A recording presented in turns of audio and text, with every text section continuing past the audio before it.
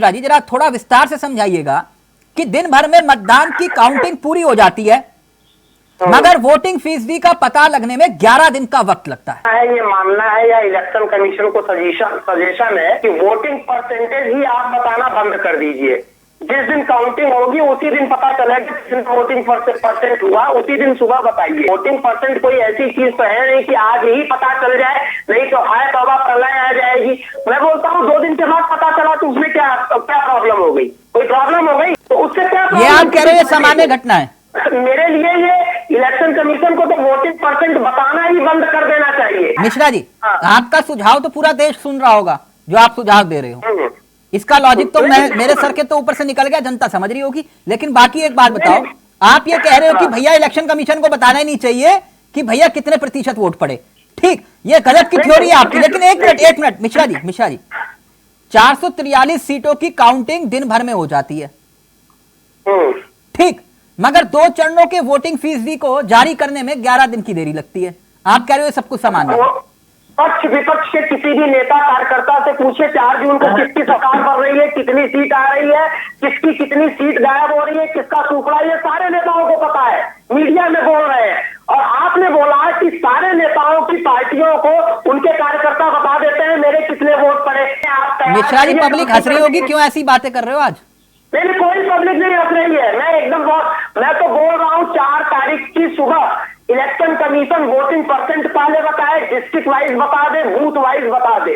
जिनको voting percent में इतना इंटरेस्ट है तो उनके पोलिंग बूथ मैनेजर क्यों बैठे रहते हैं? उनके यस एक मिनट मिश्रा, एक मिनट शांत जी, आपसे ज्यादा डिफेंड कर पा रहे हैं आज। एक बात मिश्रा जी, ये समझाइएगा मुझे कि भाई आपने जो बात कही कि पोलिंग बूथ पर सबके एजेंट होते हैं, ठीक, जो चुनाव लड़ रहा होता है उसके पास पूरी लिस्ट होती है कहां किस बूथ पर कितने वोट हैं। मैं गलत तो नहीं कह रहा भूदेव भाई, नरेंद्र सोनी साहब? शाम तक उसे मालूम चल जाता है कि मुझे कितने वोट पड़े हैं। अब तो फिर क्यों हल्ला मचा रहे हैं? तो मिश्रा जी, तो आप ही दलील अजीब सी, आप ही कह रहे हो कि भाई ये वोटिंग परसेंटेज क्यों जारी करें? यस, अब आपने मेरी बात बोली है। देखिए मैं आपको बोल तो सर मैं आपसे वही तो कह रहा हूं, जब पोलिंग बूथ पर खड़ा हुआ एजेंट ही बता देता है कि भैया कितना वोट पड़ा, उस लिस्ट में आ जाता है कि भैया इस बूथ पर 1200 वोट थे और 800 वोट पड़े। मैं गलत तो नहीं कह रहा ना? नहीं, आप एकदम सही बोल रहे हैं, लेकिन मैं भी गलत नहीं बोल रहा हूँ। देखिए ऐसा है कि मिश्रा जी को सुन के मुझे बड़ी हंसी आ रही है और पूरी जनता हंस रही होगी आज इनके ऊपर।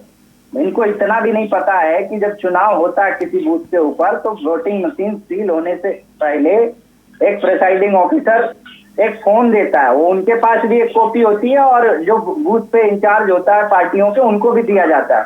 उसमें नंबर ऑफ वोटिंग भी होता है, नंबर वोटिंग परसेंटेज भी होता है, सारी चीजें होती हैं।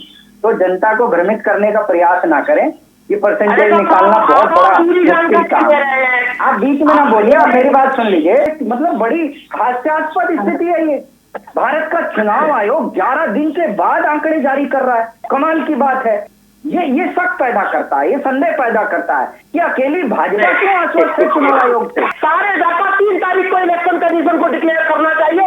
इसके बीच सारा फोकस उसका केवल इलेक्शन को जो है सेफ कंडक्ट करवाने के लिए होना चाहिए। मतलब डाटा आना ही नहीं चाहिए, यही कह रहे हो आप? हाँ, यही कह रहे हैं, डाटा आना नहीं चाहिए। नहीं, ओके। वो लाइव में AK मिश्रा जी आपके लिए कमेंट आया, कह रहे हैं कि आज व्हाट्सएप यूनिवर्सिटी में पढ़ के आए हो क्या? नहीं, व्हाट्सएप यूनिवर्सिटी में पढ़ के नहीं आए हैं। हम जो बोलते हैं अभी कल इसी पे चर्चा शुरू हो जाएगी भविष्य में। इलेक्शन कमीशन को जिन्होंने कमेंट भेजा है, जिन सज्जन ने, जिन मित्र ने, उनको बोल दीजिएगा मिश्रा जी, जब व्हाट्सएप यूनिवर्सिटी नहीं खुली थी ना, उसके वाइस चांसलर जो बने हैं, हम उसके पहले से ही पढ़े लिखे हैं।